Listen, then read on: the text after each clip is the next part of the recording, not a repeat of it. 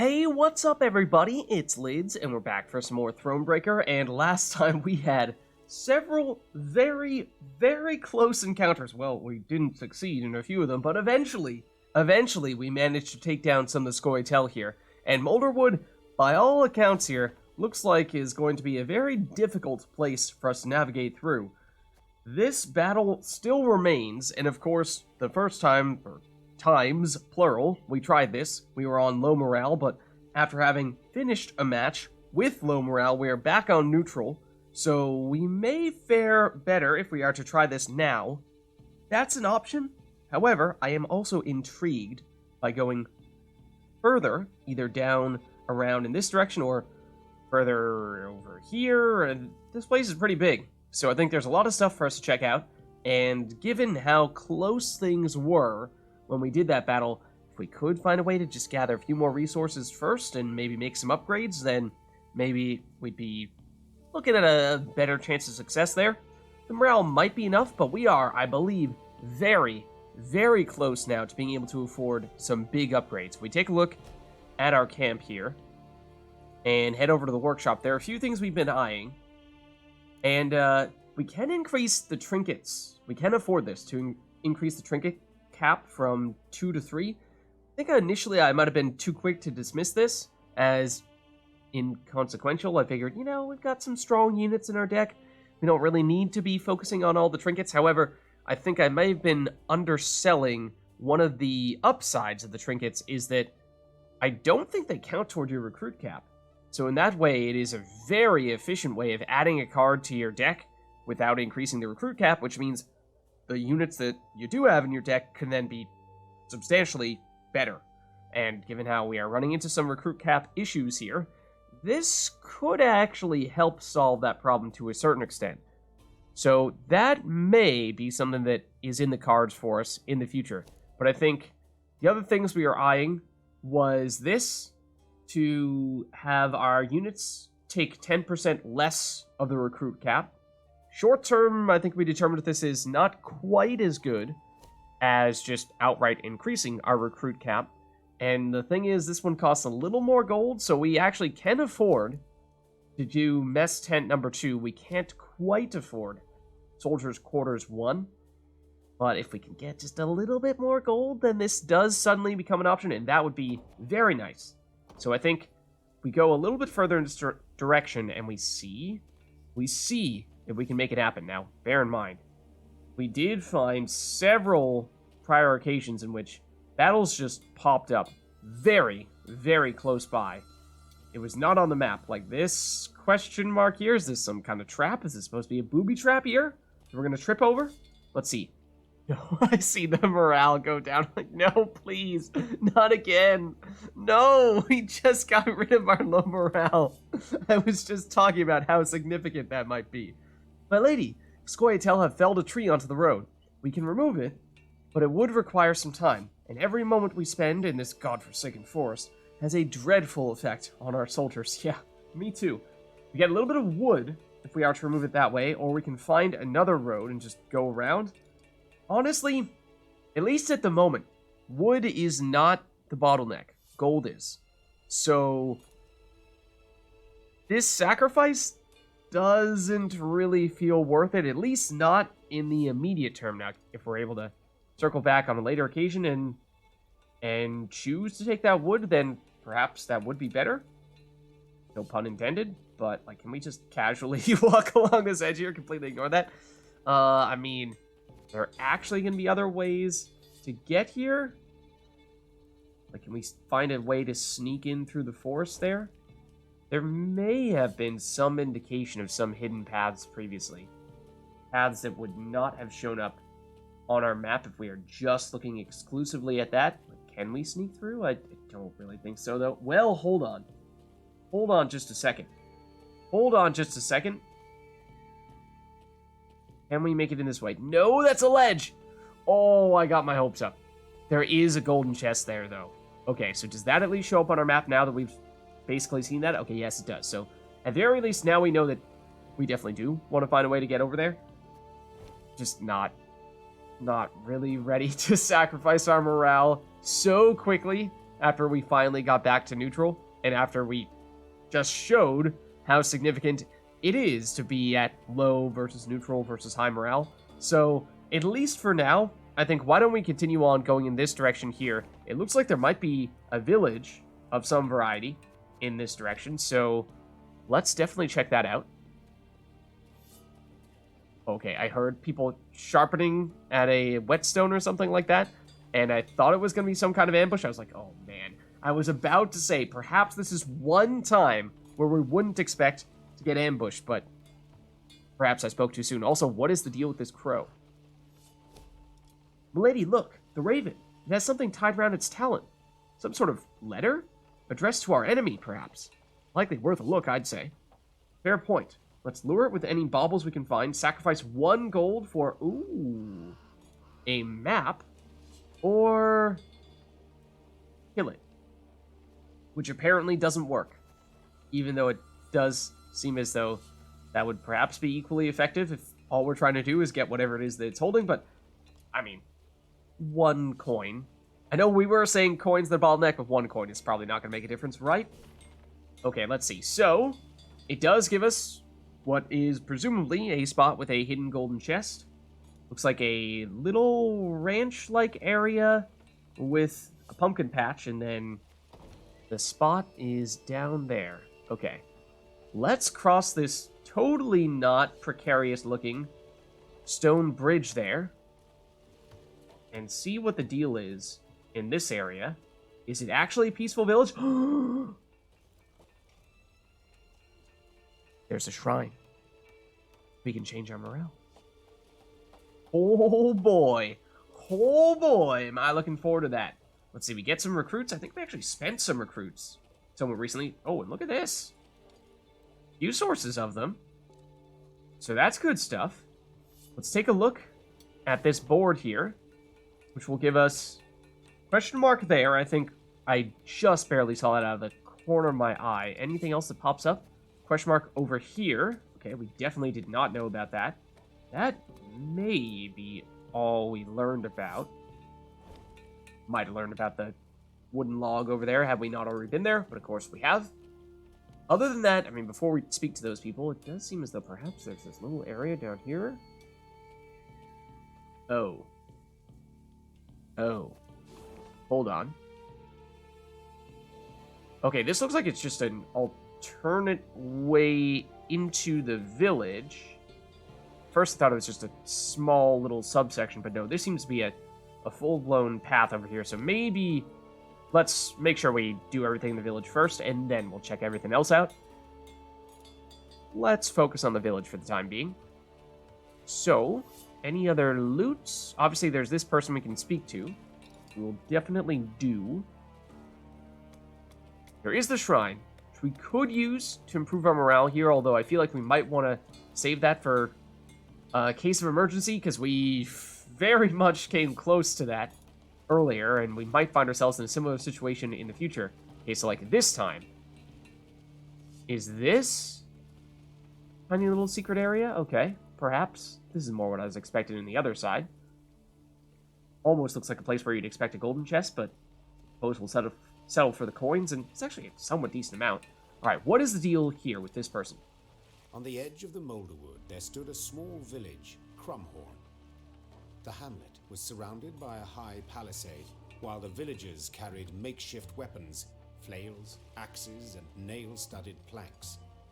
Life as the Scoia'Tael's neighbors was clearly not easy. While her men rested, Meve approached 2 of the villagers. They lowered their heads in respect and fidgeted nervously with their shirt hems. My lady, reckon you ought to know. Elves meeting traders in the woods at night. Buy swords, herbs. Ooh. Okay. That's interesting intel. Rivia, who had overheard the conversation, twisted her mouth in a hateful scowl. Hawkers stink worse than vermin. Willing to help murderers for coin. Please, milady. We must find them and punish them. You, talk. Where do these meetings take place? The peasants looked at each other. One scratched his head, the other toed the sand. Finally, one of them blurted out, Could tell you, my lady, yes, but only for gold.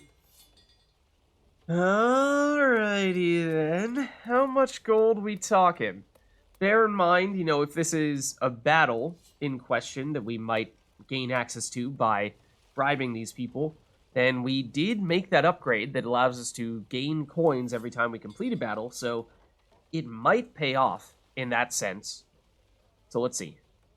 Oh, for 50, that's nothing. I don't remember exactly how much it is we get from battles alone, but I think it's more than that.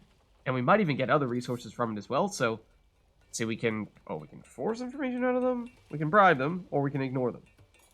I mean, this is obviously potentially the more resource-efficient option, but I imagine something terrible is going to backfire on us if we choose to go that route, so I think the fee is small enough that we just pay up here.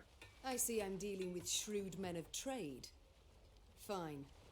Your fee. Meve took a few coins from her pouch and tossed them on the ground.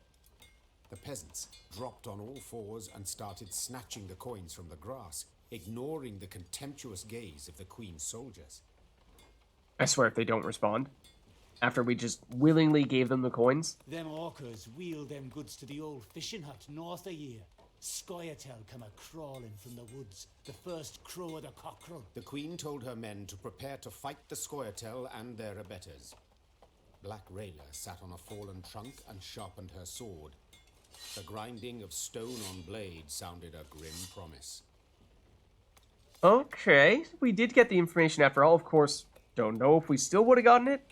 If we took the more forceful route, maybe we would have, but maybe something else bad might have happened to us. We got the gold. Them elves will get a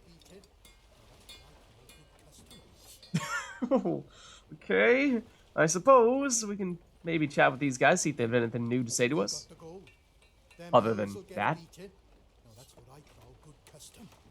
Okay, because yeah, like we got a little bit of gold just by looking at that spot up there earlier, and I think it was on the order of like 76 or something like that. We paid 50 there. We paid 1 for the map from the crow earlier, so we still made out ahead. So is this the fishing hut they're referring to? Do we get an update on our map for it? No, it's probably this one. It's probably that one. Yeah, that looks like a much more significant spot.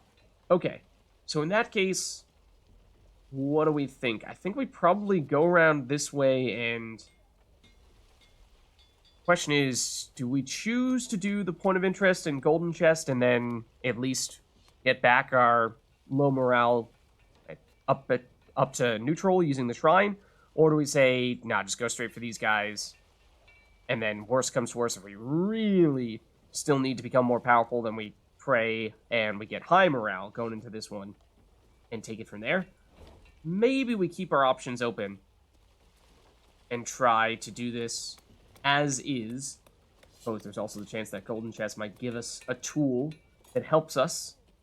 But that has not happened all that much as of late. It's oftentimes those golden chests have been giving us basically just fancy borders and stuff like that for Gwent multiplayer. So let's see what this question mark is. We haven't checked this out yet. That could also be a factor. Oh, another map, potentially. Milady. We found human remains below, in a rather grisly state, I'm afraid. Seems Scoia'Tael soldiers smeared the man in dog lard, tied him up, and left him near a necker nest. I've heard the elves often execute their captives in such a cruel manner. I wonder what he stole from them. Okay, oh, what is this? Ah, if we had Eik, we might have been able to take an alternate route. Wait, let's see. If we had him, have Eik rid the area of monsters, then search the body. But without Eik, it means we just have to sacrifice 2 recruits. I mean, we did just get several of them, and 2 is not a very high price, and getting a map for a golden chest is, I think, definitely something we want to always make sure we're doing, so let's do it. Okay. That spot is... I mean, whenever we see these lines like this, it's hard to know, is that a path or is that a river? I'm guessing the answer is path, but I can't really say definitively. Alright, but let's carry on here, because I believe we are not far from where we're expecting to run into... I think this might be them.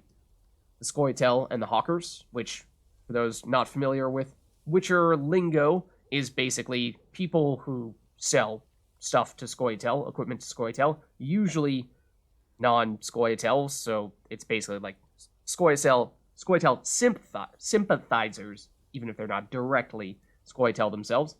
So here we go. Let's see what the deal is. Hey guys. Meve arrived at the hut the villagers claimed to be the meeting point for the Scoia'Tael and the Hawkers. Torchlight flickered amidst the trees, and she heard the sound of hushed voices. Your Grace, Whispered Rayla. they're in our grasp. We must act quickly before the elves retreat into the woods. I mean, do we actually have an advantage if we fight them out in the open, unlike in the woods?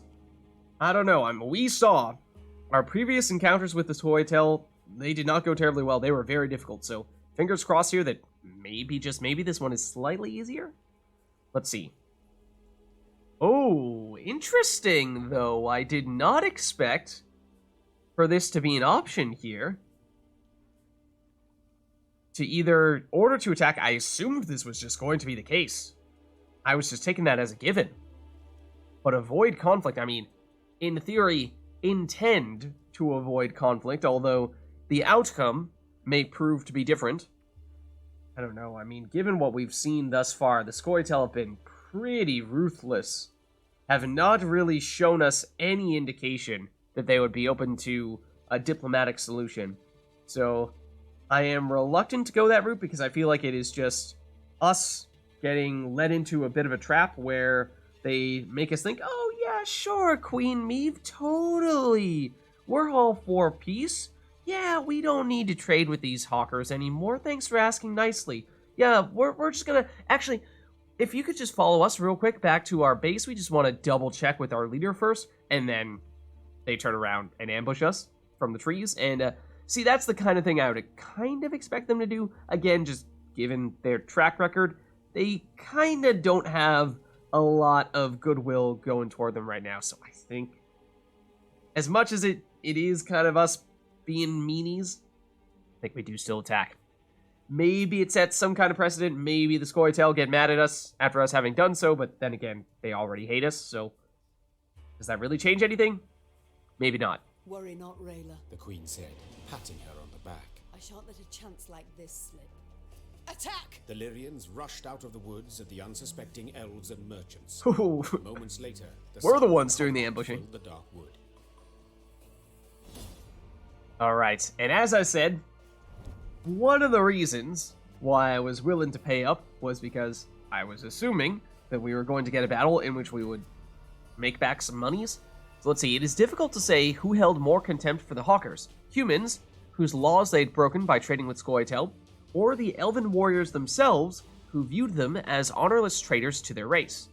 Whatever the case, the Hawkers paid neither any mind, for if they stood to gain coin, they would bargain with any and all. Alright, so it's a shortened battle, that means just one round. No hints, no inside tricks, so let's just get it started. And let's see what kind of trouble we're getting ourselves into here. Alright, so before we start picking our cards... Ooh, and I don't like Reynard. See, once upon a time was our best card, but now is one of our worst. Hawker Transport. Whenever a unit is summoned from the deck, give it 3 armor and gain 1 charge. When this unit reaches 3 charges, spawn a random trinket in your hand, then set the charge count to 0. So expect a lot of summoning, and then if they get additional trinkets in their hand, that would suggest that they will actually, well, gain additional cards, so they could have last say, double last say, maybe even triple last say, depending on how much summoning they're doing. So that is a little bit concerning. Alright, so with that in mind, how does that affect what we want to do with our hand here? As I was saying, Reynard, it's a 10-point card, but that's quite literally all he is, because we don't have any units with order abilities anymore, or we might have one, the Alchemist, who is not currently in our hand. So I think we do need to dump you. And I am not so sure about the Scytheman. I think I generally prefer going the damage route rather than the boosting route. So I'd like to get rid of you guys. Cavalry, I mean, certainly could mark the Hawker Transport. And it does seem like this is a card we very much want to get rid of, but outside of that, I don't know. If this is summoning in units with a bunch of armor on them, then that's going to mean the mark from the cavalry is not going to do much damage to other people. So I think we might only want one of them. And that means a lot more stray slingers.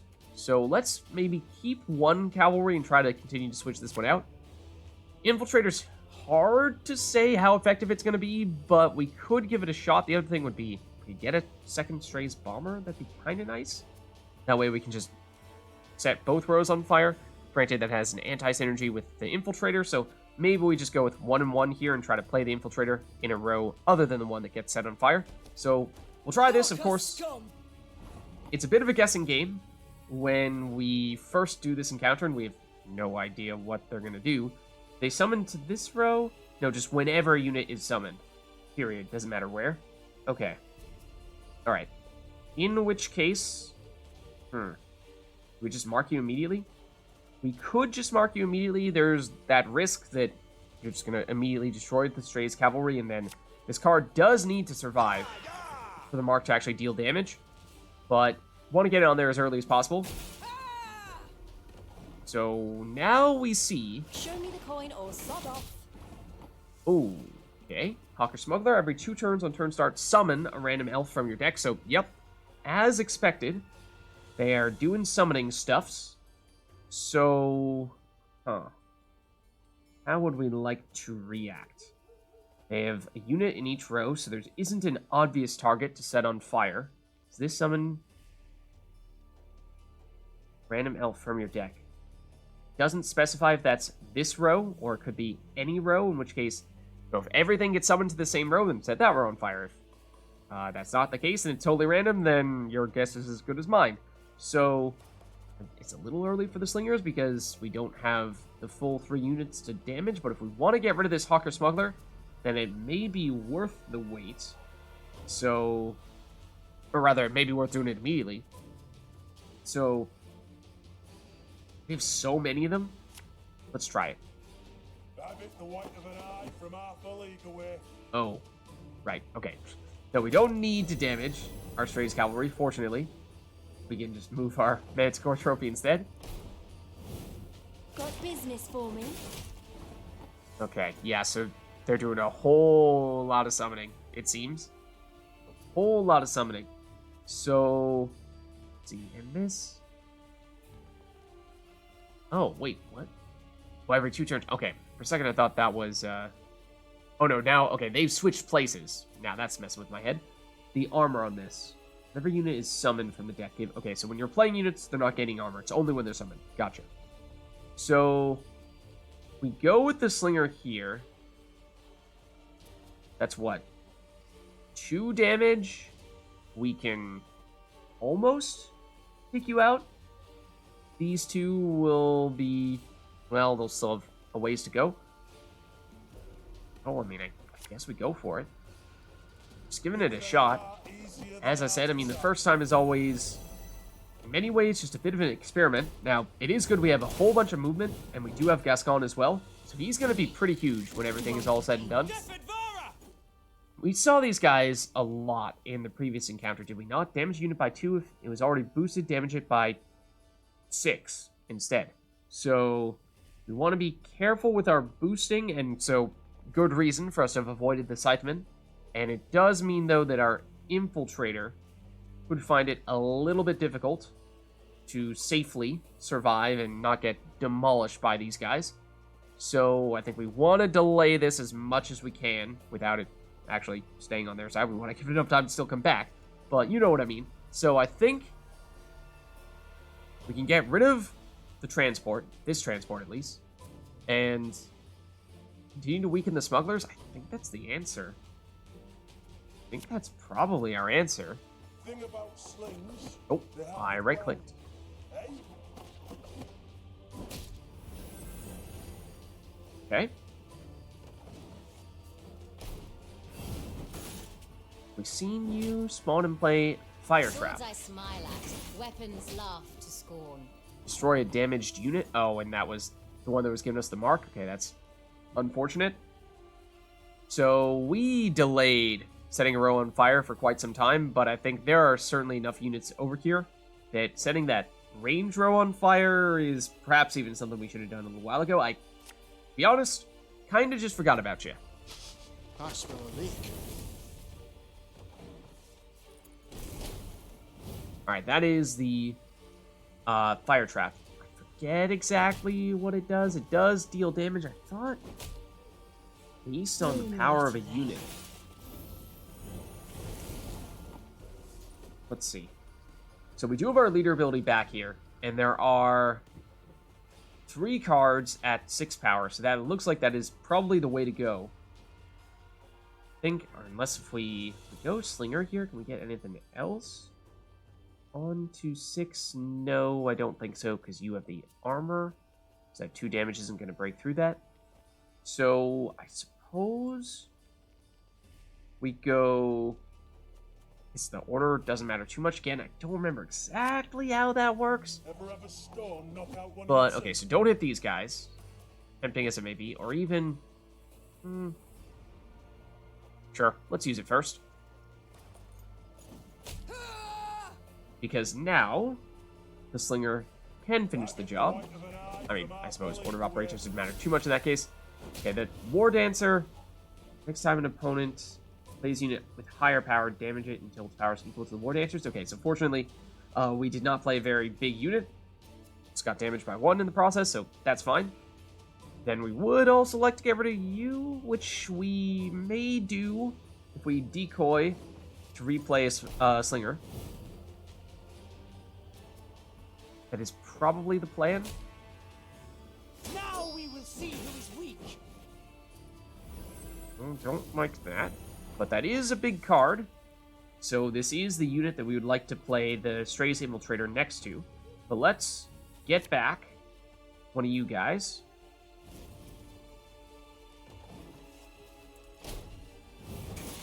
That's also pretty big. No ability, just big, juicy unit. 12 points.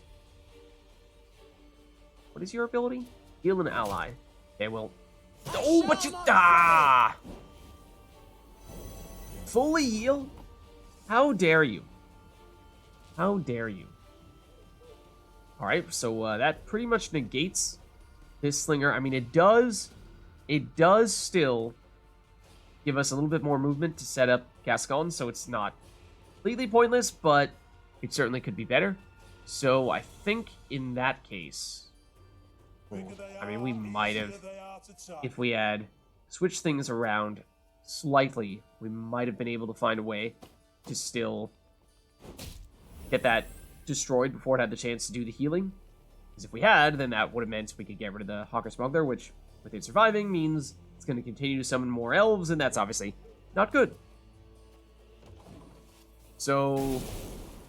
I mean, it's not looking great here. There are certainly some things we could have done a little bit better. But just looking at the point differential here, I mean, we'll see when everything is said and done when we actually play Gascon, how things look. Hold on. What is the condition on this guy? You're doing more healing.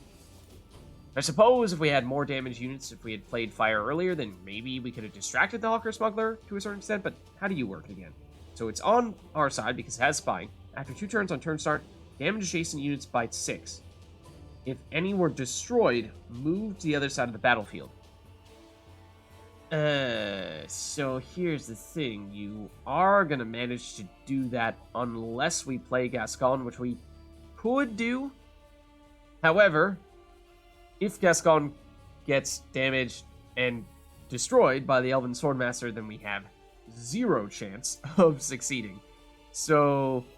Let's see, if we boost allies by 2, damage by 6, still not enough. Darn. Ah. Oh, how I wish that wasn't a cooldown one. The 2 cards left, I mean... Either way, I don't think it's going to be enough points. I suppose it's a matter of sacrificing 7 points if we lose... Well, actually, it's 14 points, because... we lose our 7, they gain 7. So, it'd be really nice if we could keep this. Obviously, Gascon's worth more than that, but... I mean, at this point, I think everything does need to go right for us to win. Even then, we might not have enough points, so I think we gotta swing for the fences here, metaphorically speaking. Serious? I guess we'll do that too. So yeah, if they can damage Gascon, we are in serious trouble.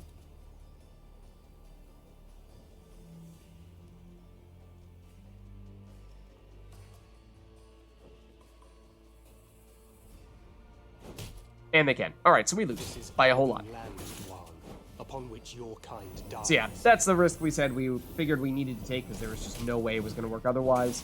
We wanted to try to find a way to keep the Elven Mercenary, but we were using Gascon as our tank to take the hit. Obviously, they did have a way of destroying Gascon, as we said, so yeah, it went pretty much as poorly as it could have gone in that sense. We'll play you next to one of the big Scoia'Tael neophytes, but let's see. Boost up by the powered unit on the right. Oh, we might not even have given this enough time here.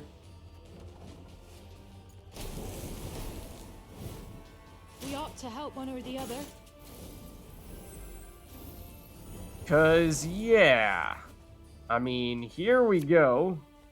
I mean, we are almost going to destroy our infiltrator, but it is, of course, still going to deal a whole bunch more damage. But still, it is currently 129-0. So, I don't exactly think this is going to be enough to make up for our current deficit. And we don't even get the infiltrator back. Okay, I was wondering if they... Oh, no, they were out of cards. Okay, so yeah, there was no way it was going to come back. So, yeah, not the best. Not the best. And what I'm wondering is, given... Let's load the last checkpoint here real quick.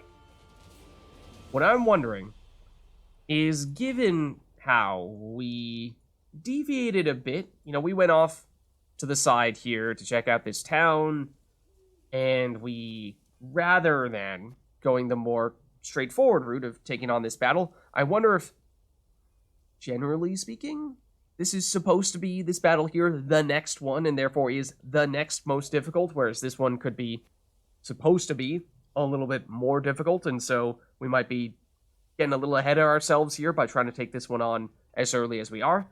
So I'm wondering if maybe we say, all right, we're going too fast here. What if we instead double back? Maybe we do. Grab the golden chest and instead focus on that battle. And as we were saying, with one, maybe two more wins, we should be able to start making some significant upgrades. So perhaps that can be the difference maker for this.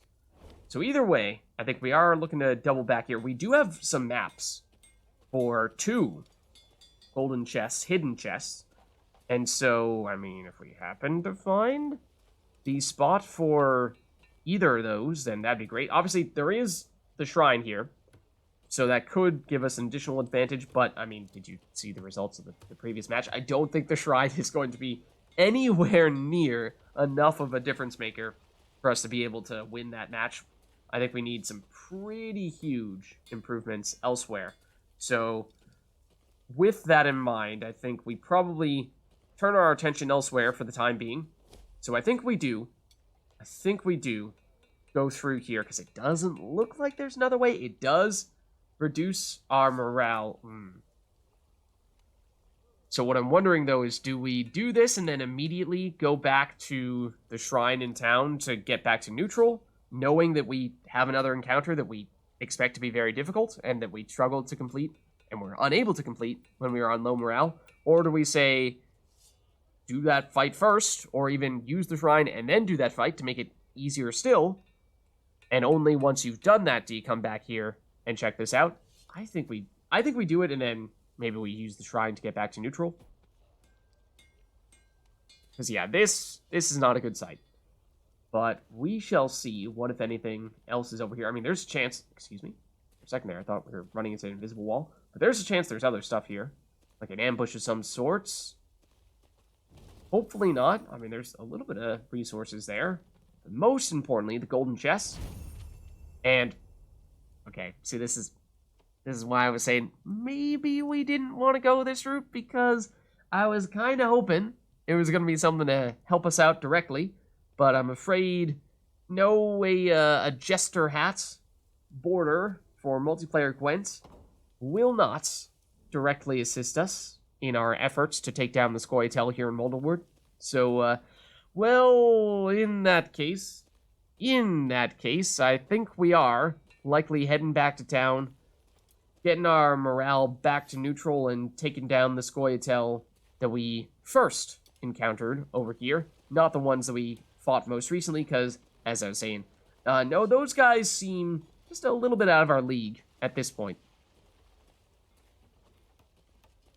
So, of course, part of me feels like, well, the shrine is a valuable commodity, you should save it as much as possible. But then, again, I really do think we need it.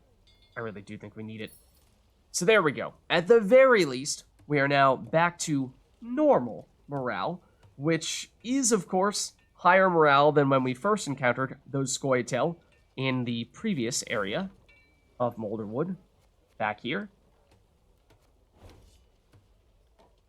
But with that being said, I think this is a good place for us to wrap up here, and so we got some resources, we got a golden chest opened, we got some more intel, perhaps most importantly, including intel that at least one more encounter in the woods here seemed to be quite a bit more difficult than we can handle. So yes, I think we are very much in need of some upgrades, but it's just a matter of eking out a little more resources so we can make that happen. But with that being said, I'll catch you next time.